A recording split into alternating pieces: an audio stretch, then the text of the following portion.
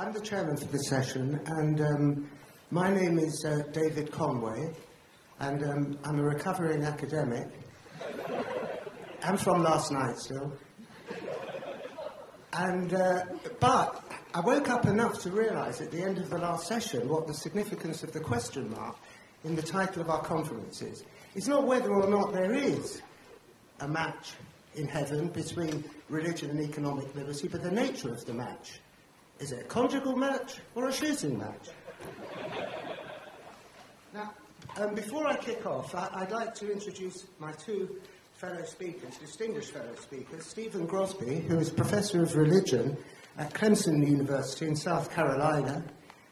His area of research are the Near East, the Hebrew Bible, and the relation between religion and nationality.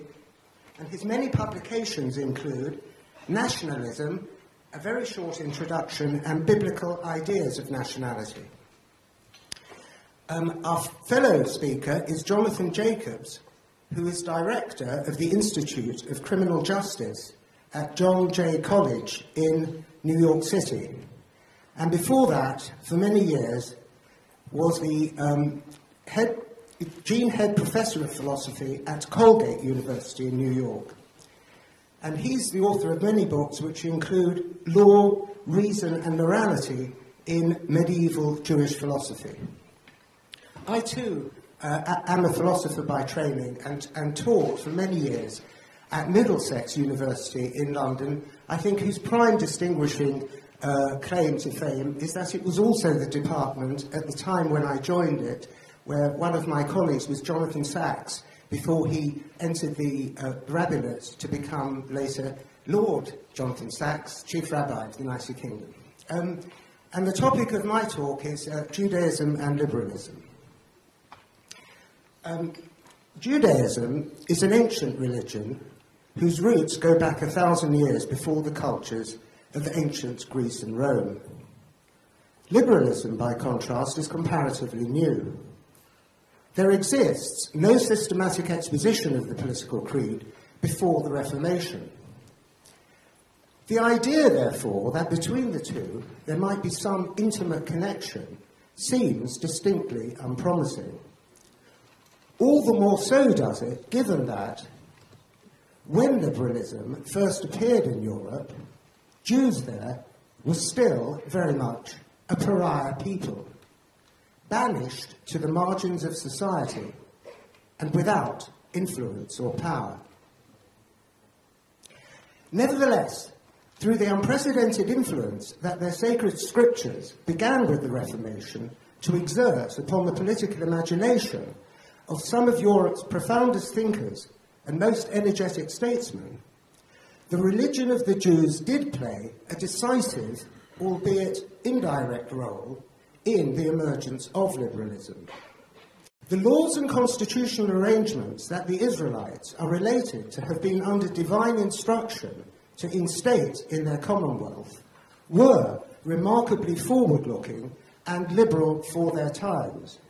Hence, the account of them given in those scriptures had huge attraction to those early moderns who sought to challenge prevailing illiberal orthodoxies. To illustrate how liberal in character the laws and constitution of that ancient Hebrew commonwealth came to be considered following the Reformation and for several centuries after, consider the following account of them, given in a set of commentaries on them, which was published in America in 1853, written by the Presbyterian minister and one-time president of the City University of St. Louis, Enoch Cobb Wines. He writes, quote, "The civil government of the ancient Hebrews was the government of a free people. Its constitution was pervaded with the spirit of liberty. That government is instituted for the good of the many, for the happiness of the people, and not the advantage of princes and nobles. That the people, either directly or by representatives, should have a voice in the enactment of laws. That the powers of the several departments of government should be cautiously balanced. that the laws should be equal in their operation, that the life, liberty and property of no citizen could be infringed but by process of law, that judicial proceedings should be public and conducted in accordance with established rules, that every man who obeys the law has a right to their protection, that education, embracing a knowledge of the laws, the obligations of citizenship, and the duties of morality should be universal. These great and vital principles of civil liberty were as fully embodied in the Hebrew constitution as they are in the freest constitution now existing among men. It is not in Greece that liberty was cradled, rather in that admirable frame of government given by the oracle of God that we find the type and model of our own constitution. Even the Declaration of American Independence was but an echo from the deep thunders of Mount Sinai. For a long time, both before and after Reverend Rines wrote, the Hebraic provenance of liberalism was a commonplace. Later, it became forgotten, only being lately rediscovered by a new generation of scholars of so-called political Hebraism, mostly located in Israel. Meanwhile, liberalism has come to assume a welter of different, mutually conflicting forms, not all of which are equally as accommodating and friendly towards economic liberty. My aim is to decide with which of these varieties of liberalism Judaism can be considered to be in closest accord. For purposes of comparison, I propose to arrange these principal varieties of liberalism into three basic groups, which I will term libertarianism, classical liberalism, and social liberalism. Their chief differences pertain to their respectively different conceptions of the legitimate role of government. Libertarianism denies the need for and moral legitimacy of any form of government more extensive than the bare minimum that is provided by the legendary so-called night watchman state, whose sole function is to protect the life, liberty and property of those over whom it exercises authority from third-party aggression. Now, there are two principles of varieties of libertarianism, a weaker form and a stronger form. This weaker form of libertarianism, sometimes called minarchy, supports and advocates the need for that form of minimal government. It supports the idea of government, but its function should be no more than the protection of those basic rights to life, liberty and property. But there's a still more radical version of libertarianism, which was pioneered by the son of the man whose centenary of his birth we celebrate, David Friedman, who sometimes called anarcho-capitalism, which thinks even that much government, even that minimal government, is too much government, and thinks that there is no useful function that governments serve or can serve that could not be better served by either commercial corporations and or other voluntary bodies such as charities. Classical liberalism and socialist liberalism each affirms the need for and moral legitimacy of still greater government than that minimal form of government supported by minarchy. However, classical liberalism and social liberalism differ in their view of how much more government's needed and on the reasons why. According to classical liberalism, over and above the protection of persons and their property, there is a further range of so-called public goods whose public provision is desirable and is warranted because, according to classical liberals, all societal members benefit from the provision of these goods at a level either of quantity and or quality which they believe would not be provided at were their provision left solely to commercial corporations and charities. Among the public goods of which classical liberals support the public provision for that reason, there are two with which we shall shortly be preoccupied. These are assistance to the poor, better known today as welfare, and basic education. Social liberalism, too, affirms the need for and legitimacy of the public provision of those goods over and above the minimal government that minarchy supports, but social liberalism supports the need for and legitimacy of still more public welfare and more public provided and funded education than that for the need for which classical liberalism argues. And of course, social liberalism supports many additional forms of governmental activity, often those involving heavy regulation of private corporations to promote affirmative action and other sorts of objectives, for which classical liberalism sees neither need nor legitimacy. And social liberalism perceives their need and legitimacy as arising from moral demands which it maintains emanate from the equal moral status of all societal members.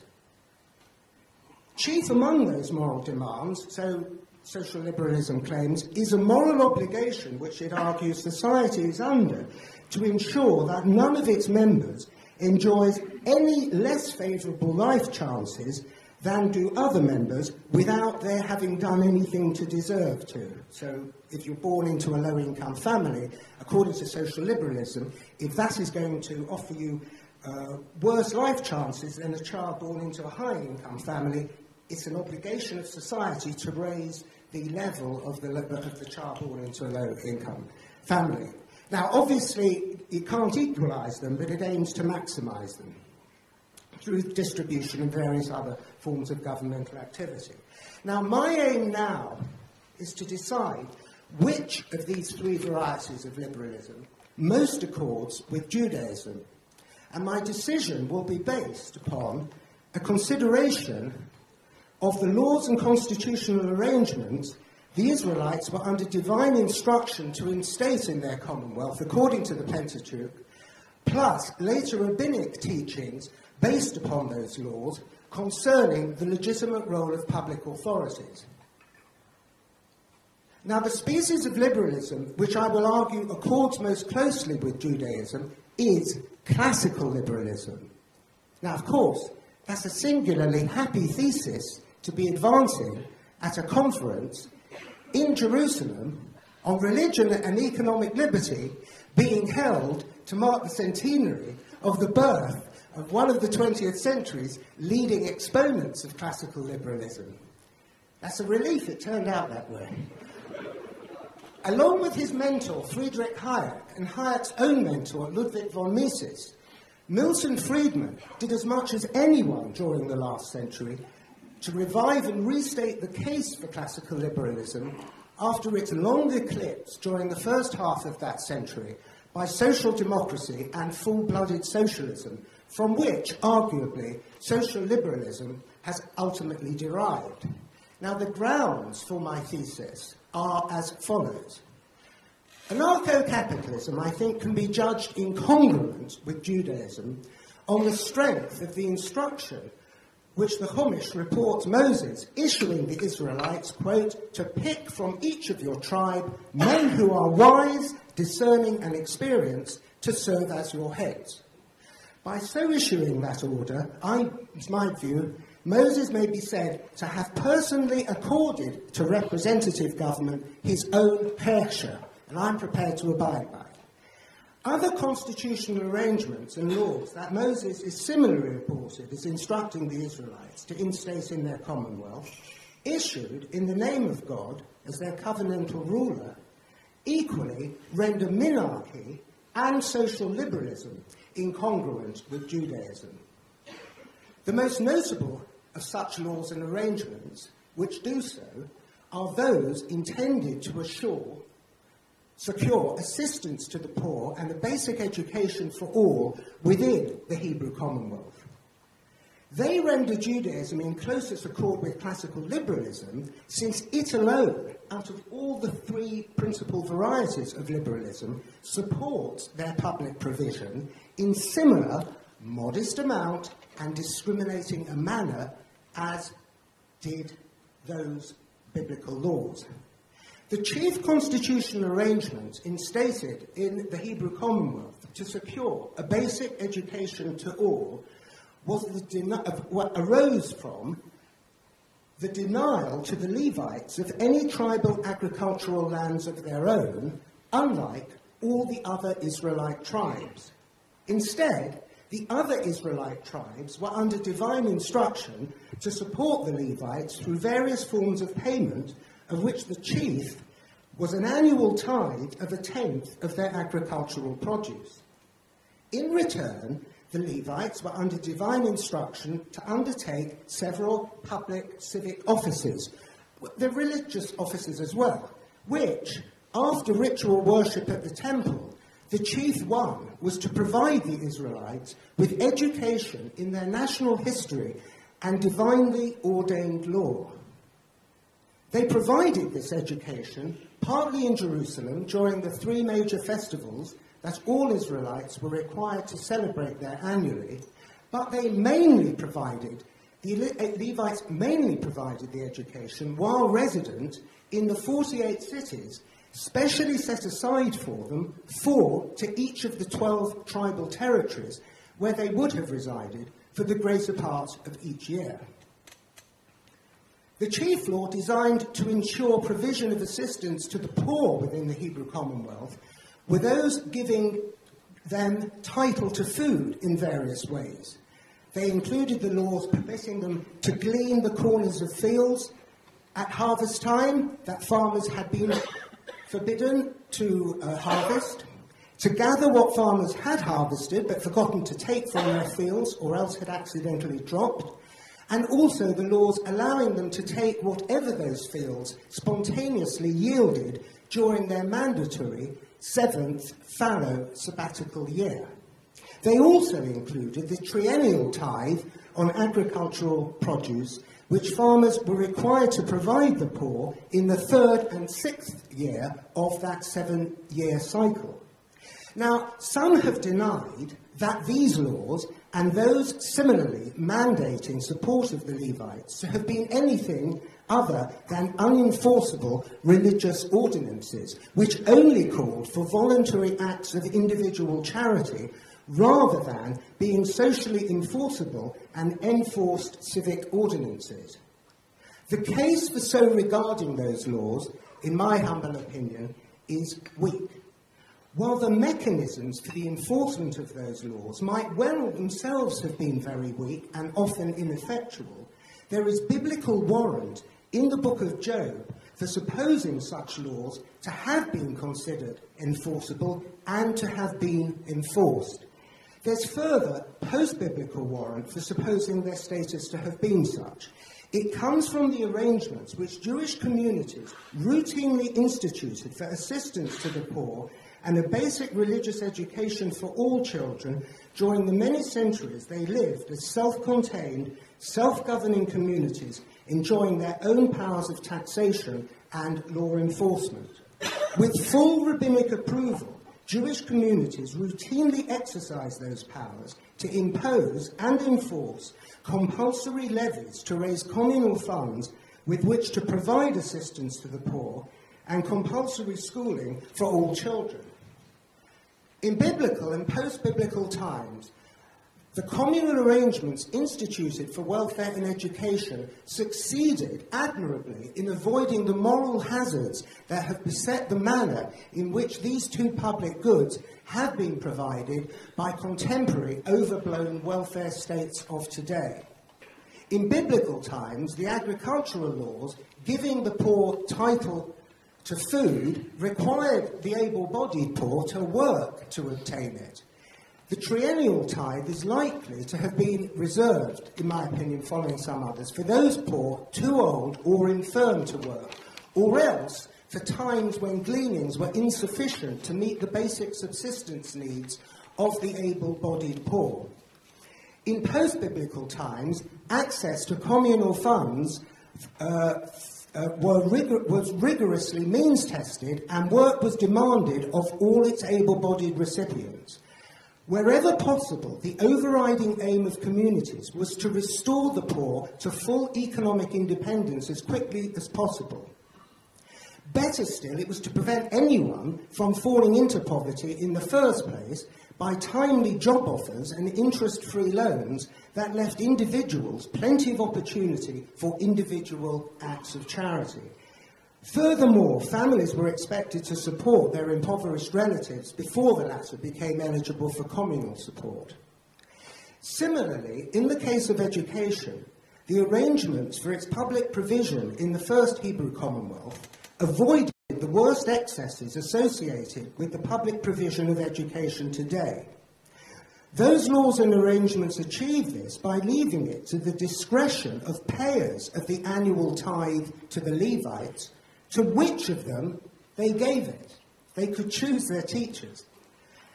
Later on, after these communal arrangements for education had broken down, the successor arrangements for the provision of education also managed to avoid the moral hazards associated with its public provision today. Jewish communities reserved the right to hire and fire their communally appointed teachers at will, which was an exception to the way they construed most other obligations as being binding and are not breachable unilaterally. Additionally, they actively encouraged prospective teachers to come forward and compete for posts already occupied against their incumbents. All in all, therefore, the arrangements and laws Jews have instituted for welfare and education, both in biblical and post-biblical times, on the basis of their religion, render it closer in accord with classical liberalism than with either of the two other principal varieties of liberalism. Now, some might wonder what value there can be to establishing with which variety of liberalism Judaism is closest in accord. What matters, they might be imagined as saying, is only which of these varieties is the soundest, not which is most in accord with Mosaic edicts originally designed for entirely different times and circumstances. Such a reaction might well be in order with the biblical laws at the core of Judaism, not still considered binding, and eternally so, by those Jews in Israel today who have it within their power to do more to promote economic liberty here than practically anyone else. They could do so were they only to decide to live in accord with what I have been arguing is the true spirit and intent of those laws as they relate to the provision of welfare and education. I refer, of course, to Israel's ultra-Orthodox Haredim. Their singular ability these past several decades to exploit the leverage that they have been given by their country's defective system of proportional representation on a national scale is steadily bleeding the nation dry in welfare benefits and educational subsidies which are as ultimately unsustainable as they are socially divisive. Apropos the impending welfare crisis that Israel is facing as a result of its long-standing overindulgence of its Haredim, it would do well, were all there, to be reminded of an adage made famous by Milton Friedman. Adapting it to the present context, what it would state is that there is no such thing as a free kiddush, or a perpetual Talmud shir either. The sooner that Israel's Haredim can be made to appreciate that this elementary economic insight is also the teaching of their religion, the better for all Israelis it will be. Thank you very much.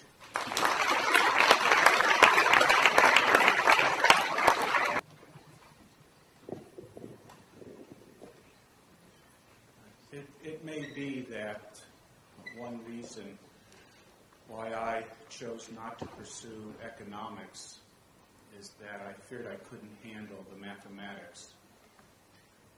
It is the case that I do not know how to use PowerPoint, but I think that the actual reason is that I found it difficult to reach certain conclusions because I was constantly bumping into one series of problems after another.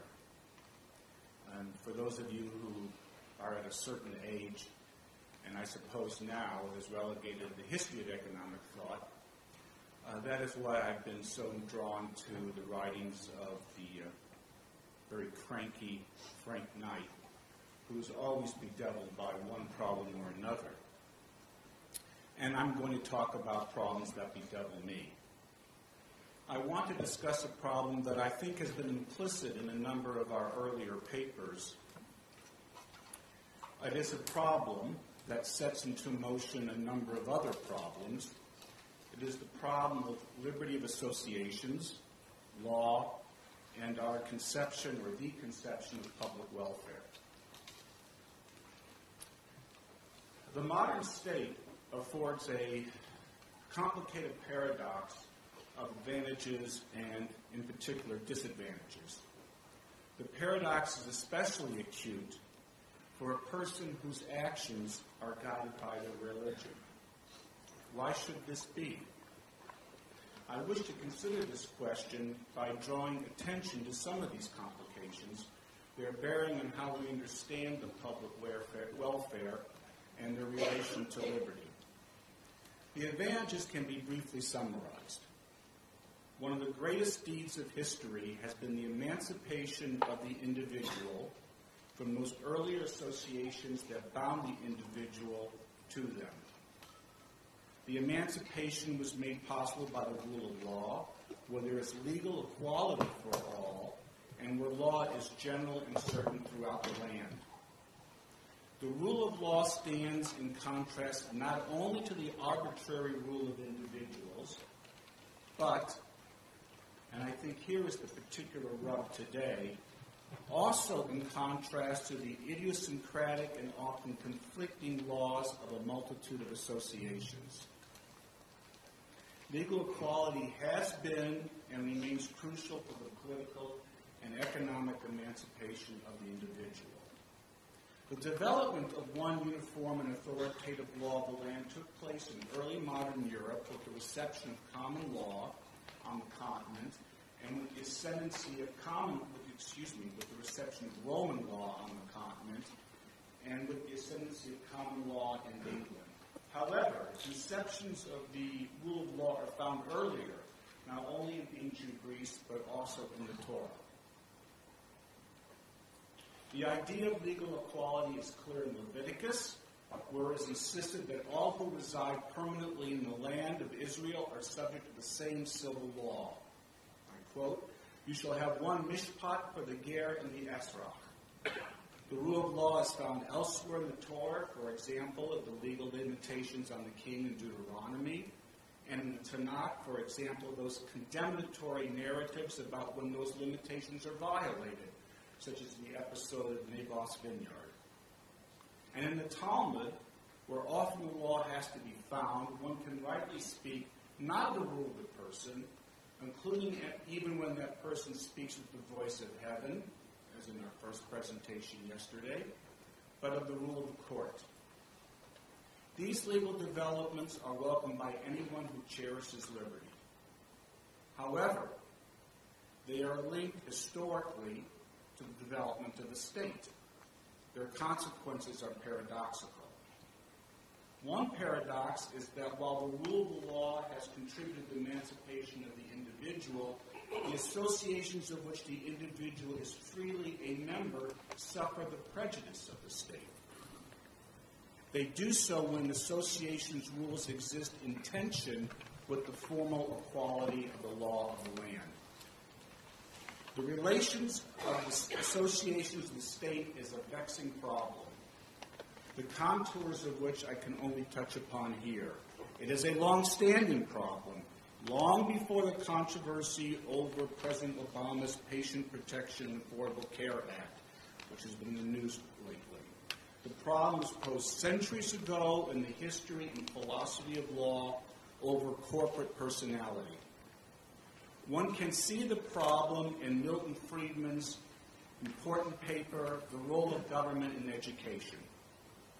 When one shifts the justified focus of Friedman's argument from the innovation and efficiency of secondary education arising from competition to the following question: who should be responsible for the child's education, the family or the state? Who is responsible for the child's welfare? When one considers this question, then the very idea of the public welfare is opened up for critical examination. Why should the welfare of the public be monopolized by the state?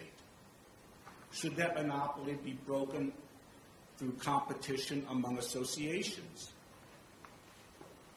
And if it should, and here's a crucial, difficult problem, what should be the limits of that competition? Before the Protestant Reformation and the English Revolution, the canon law of the church required that at least 1/4 of all ecclesiastical income be bestowed upon the poor. As you know, much of the church's property was expropriated, and the jurisdiction of the church's law was dramatically curtailed. Many factors contributed to this expropriation and curtailment, but one was the rule of one authoritative law. The result of this expropriation and curtailment was the expansion of the moral authority of the state, as it took responsibility for schooling and poor relief. Here we find the development of our modern idea of public welfare. The development of this new paternalism, the expansion of the moral authority of the state, was a paradoxical, but also that there can be only one understanding of what constitutes the public welfare. A monopoly arises, not one where a company controls the market for goods, but where the state, once it and it alone determines what the public welfare is, monopolizes care of it. Once that monopoly has been established, it has often been extended to encompass other areas, as is well known, including commercial, for example, protectionism. And here, Roman law contributed to this monopoly. Why? Because Roman law asserts that the public welfare requires the priority of the state's claim.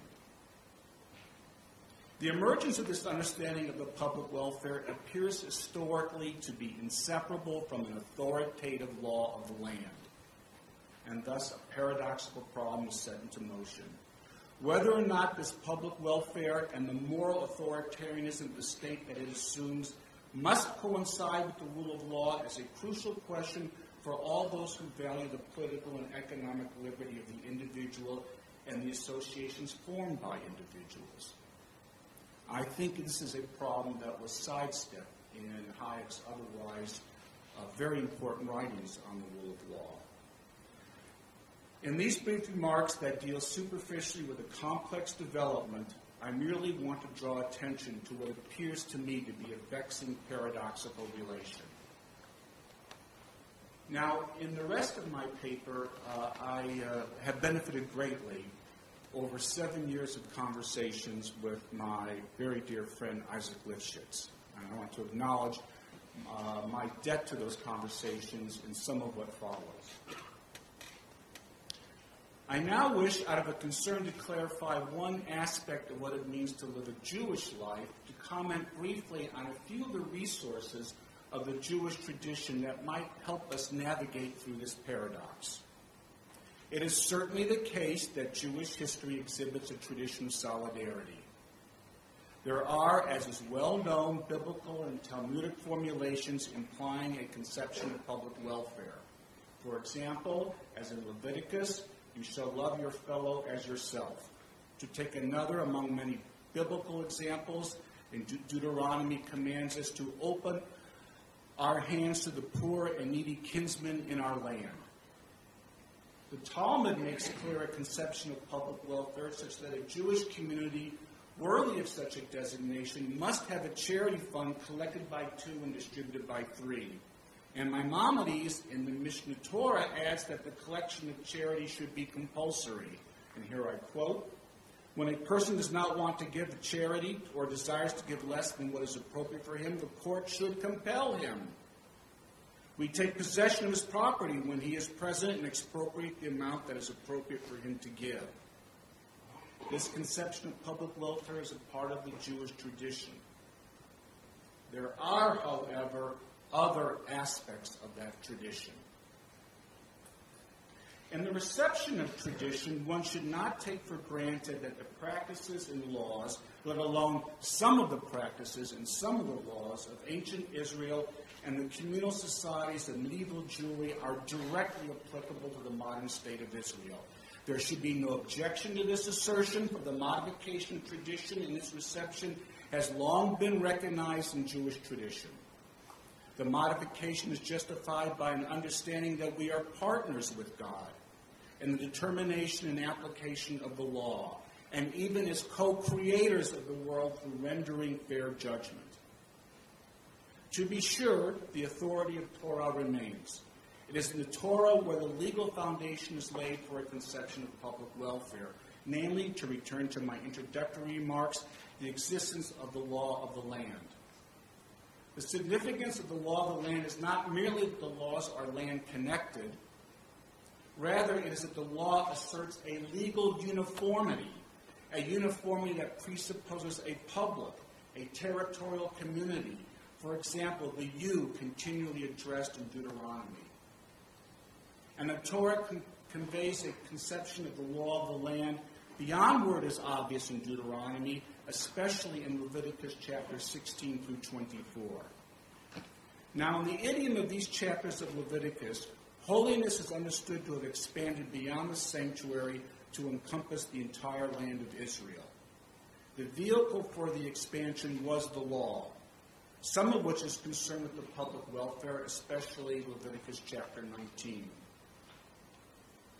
That the jurisdiction of the law is not personal but territorial is, I think, clear for two reasons.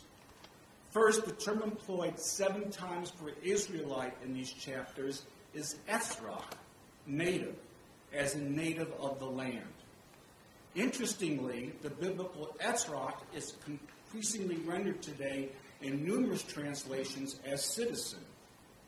The second reason, already noted, appears in Leviticus chapter 24, where it is stated, "You shall have one mishpat for the ger and Ezrach alike."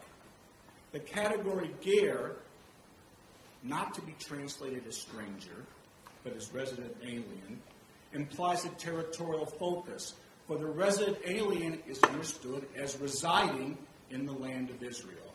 Thus we have in Leviticus the civil equality of the law of the land and the conception of public welfare. However, recognition of the public welfare is only part of the Jewish tradition that we draw upon as we pursue a Jewish life. The other part places limits on the conception of public welfare. One limit is the obligation to give only 1/10 of one's income to charity and never more than 1/5. Thus, there is a limit upon the claim of property for the public good. Furthermore, insofar as the individual has a choice in how to donate the 10%. For example, there is more than one communal organization to which one can donate. Or because how the donation is to be spent is open for discussion. Then the monopoly of the state, when there is a state, for caring for the public welfare is broken. A second limit within the Jewish tradition on the state's monopoly of the public welfare is our realistic skepticism of the state. The biblical basis for this skepticism is so well known that I refer to it only in passing. Deuteronomy 17, 1 Samuel 8, and in fact the entire history from 1 Samuel through 2 Kings. This tradition should be drawn upon to foster the self-help of voluntary associations, not out of necessity as for medieval Jewry, but for the merit of initiative, experimentation, and collaboration. And here the Talmud lends support to self-help, for the objects of one's charity are preferentially local, one's family, one's neighborhood, and one's town. A third limit returns us to the rule of law. Deserving of much more attention is the legal formality of Leviticus chapter 19, verse 15. You shall not render an unfair decision. Do not favor the poor or show deference to the rich. Judge your kinsmen fairly. On the face of it, this verse is directed against judicial corruption, but it also conveys something important about the relation of law to a conception of public welfare. Here there is impartial legal equality, where as a consequence, here I'm quoting Hayek, individual initiatives given the widest possible scope and the best opportunity to bring about effective coordination of individual effort. In contrast, some insist on a legal framework where, in the name of social justice, a framework is proposed that preferentially treats some in contrast to others. When, for example, Martin Luther argued that the law of love compels the creditor to forego restitution if the debtor is poor. Clearly, the implication of Leviticus chapter 19, verse 15, is the formal equality of the law in contrast to discrimination in the service of a conception of social justice. The Jewish tradition upon which we draw is multifaceted. There is certainly a conception of public welfare, but there also are traditions that properly limit that conception and in ways that are both of interest to us and pressingly relevant where there is a modern state. We have an obligation to take care of those in need, but let us also pay heed to the limits of that obligation. Let us openly debate what actually should be the public welfare, and let us be free through numerous associations to experiment with different understandings of and different ways to address that need. Thank you.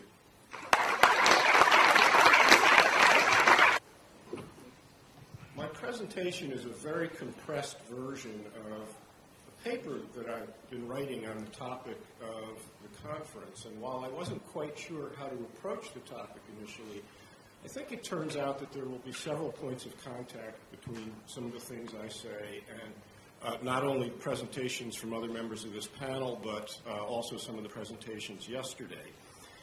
And what I'm centrally trying to do in the paper is to explicate, first of all, why it's a mistake to suppose that religiously grounded considerations do not have an appropriate role in public political discourse and deliberation in a liberal polity.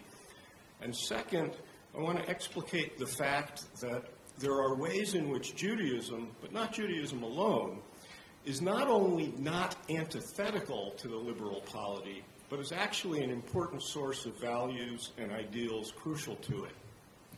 Now, I realize that there's a difference between values having their origin in a certain tradition and the question of whether that tradition makes contemporary contributions to certain values and ideals.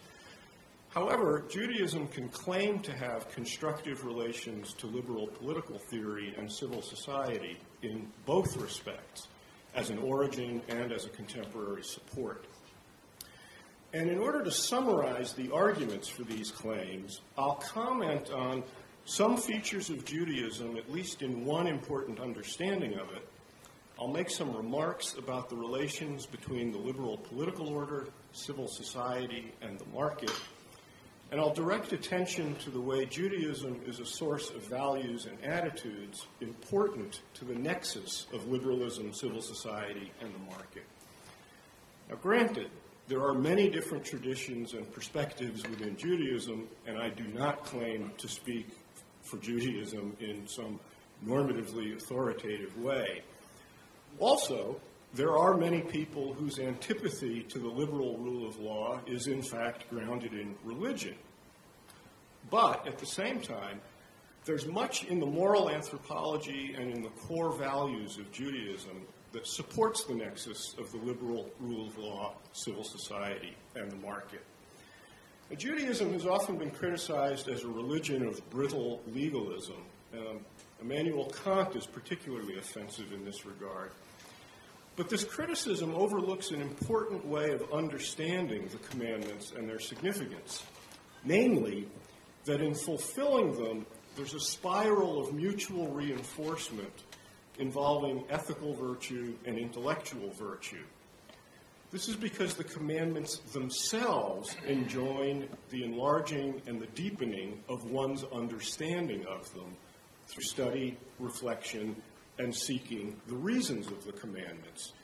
It's through study and reflection, it's through learning that Israel can be a wise and understanding people. And as Maimonides wrote, it is, however, the doctrine of all of us, both of the multitude and of the elite, that all the laws have a cause, though we ignore the causes for some of them, and we do not know the manner in which they conform to wisdom. But the point is that what is commanded is not mere behavioral compliance, but seeking the reasons for the commandments. That is how a person is best able to appreciate divine wisdom and benevolence. Moreover, one is to act on the commandments in ways that imitate divine graciousness and benevolence, not merely in a routinized, mechanical way. So consider also the ways in which biblical anthropology includes the notion of the community being governed by the rule of law, each individual having significant standing through their possession of reason and will, and each individual being an accountable agent through the exercise of thought, choice, and the ability to act for reasons and to act from morally worthy or unworthy motives. So Judaism is quite rich with emphasis on reflective, rationally articulate, and motivationally virtuous action and concern. Some of Judaism's most fundamental values and principles, in fact, inform the notion of the liberal polity as a community of free persons committed to justice under the rule of law.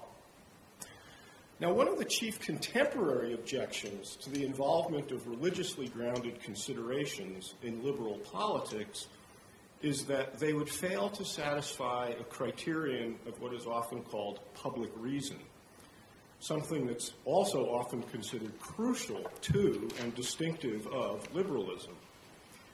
However, there are reasons to be skeptical regarding the notion of public reason. And that issue is, in fact, something in which I'm quite interested and in attempting to pursue at some length. But one reason for skepticism regarding public reason is that many people's moral and politically relevant values are not grounded in distinctively political considerations, and there isn't a compelling reason why they should be. For many people, politics is not the most fundamental source of values. For many, values crucial to politics are anchored in other grounds, and moral education occurs in contexts often shaped and informed by particular traditions, including religious ones. That is not, as such, an impediment to the values and principles being universally valid, and I think Judaism is an excellent example of this. Indeed, religious traditions can be important anchors of values and principles supportive of the liberal polity. As I've indicated, in one important way of understanding Jewish tradition, the conception of tradition is a conception of responding to the authority of wisdom through the exercise of reason. This is a notion of rational tradition rather than the notion of the authority of tradition as what you rely upon in the absence of rational grounds for one's commitments. So tradition both makes demands upon reason and requires the enlargement of rational understanding. Not all tradition, but tradition in the way that I'm understanding it here. Moreover, insisting on a satisfaction of a standard of public reason could halt the constructive, illuminating argument and dialectic of exactly the kind that a liberal order is to be commended for protecting and preserving.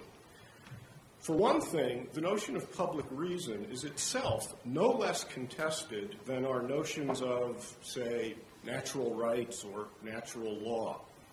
Indeed, there are multiple reasonable conceptions of liberalism itself, and it's just not the case that some single standard of public reason could either decide between all of them or apply in all of them.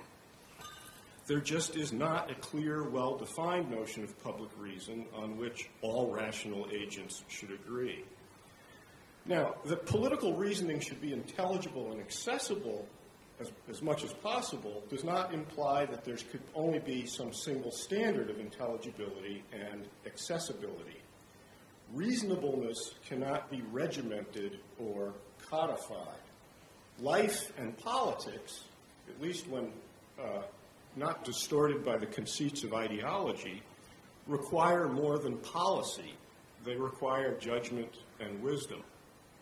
And so the need for elaboration, dialectic, and exploration, just as the Jewish tradition acknowledges, is unavoidable. And that unavoidability is also scope for human freedom.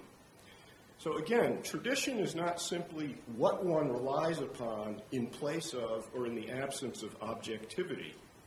Tradition can orient and encourage rational inquiry and reflection. The particularity of tradition can be the context in which and the means by which one learns and comes to be committed to universally applicable values and ideals. So whether the particularism of a tradition is antithetical to reason and objectivity depends upon what the tradition is. It doesn't depend upon tradition, period. I turn now to the relation between civil society, the market, and the liberal order. By civil society, I mean all of those contexts, activities, associations, and interactions in which persons engage voluntarily, not by the requirement of the law of the state. So economic activity, professional associations, religious life, leisure activities, the arts, and all manner of cultural activity could be among the elements of civil society. In a liberal political order, persons have extensive liberty to participate in civil society in accord with their own interests, values, and preferences. The liberal order preserves scope for a heterogeneous, dynamic civil society, and participation in civil society can supply people with reasons to want to preserve the liberal order because of their appreciation of the freedom made possible by it. So this is another example, I think, of a kind of spiral of mutual reinforcement. A civil society, especially when the market is the basic form of economic activity, is a complex of spheres in which there's a combination of extensive rule-governedness along with contingency. It's shaped by rational activity, though there's no plan and no one is in charge. And I want to comment on the relevance of the market to that sort of understanding of civil society. As an economic arrangement, the market multiplies contexts and occasions for agency. As a result, participation in the market can habituate and educate people in prudence and accountability. Part of the education in prudence provided by the market is education in coming to grips with one's lack of complete control over circumstances and over the future. That, I think, is important to the maturing of prudence and accountability. By participating in a market economy, a person can learn to act in an overall setting that is at the same time rule-governed, yet not wholly predictable. And that is, I think, vitally important to the learning of prudence and accountability. In the market, the fact that no one's in charge means that there's extensive scope for voluntary, self-determined activity, for innovation, and for new modes of interaction. So the market multiplies the contexts in which we can develop our own agency and encounter each other as agents. Now, to be sure, it can also shape a social world in which there's envy, anxious competition, and contests for influence. But that's hardly unique to the market. Our command economies and state bureaucracies, notably excellent schools for heightened moral sensibility, altruism, and the general moral education of the public. So to a large extent, a flourishing civil society depends upon the market, which is a complex and multidimensional social phenomenon, not merely an economic arrangement.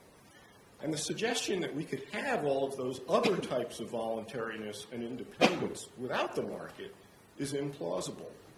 People would be without the opportunity and the means needed to engage in all of those sorts of activities that I mentioned on their own terms for their own purposes.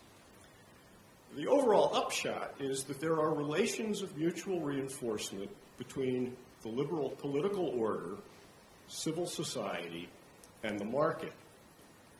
There's also a meaningful, non-accidental relation between core values of Judaism and the nexus of mutual reinforcement I just mentioned. Religiously anchored values concerning the significance of self-determination, independence, moral standing, and values concerning prudential, accountable self-discipline, these all support and are supported by the liberal political order, civil society, and the market. The liberal polity can be dependent upon people having values and perspectives that are not political in origin, but have politically significant resonances and implications. In many cases, commitments to religious traditions are what anchor many of the values that are vitally important to a liberal order. And it's a gigantic mistake, I think, for political theory to regard religion and religious life as entirely private and in the sense of also being subjective, such that, at least from the perspective of political theory, religion and religious life are, one hobby among others. And that, I think, just gets things very unhelpfully wrong. In many cases, commitments to religious traditions are what anchor the values important to the liberal order. In addition, it's a mistake to assume that religiously grounded reasons are, by their nature, in conflict with reason or less than rational. In many cases, they are, but it's not because of what religion is. Indeed, it is perfectly possible to have a religiously grounded commitment to strive for rational understanding.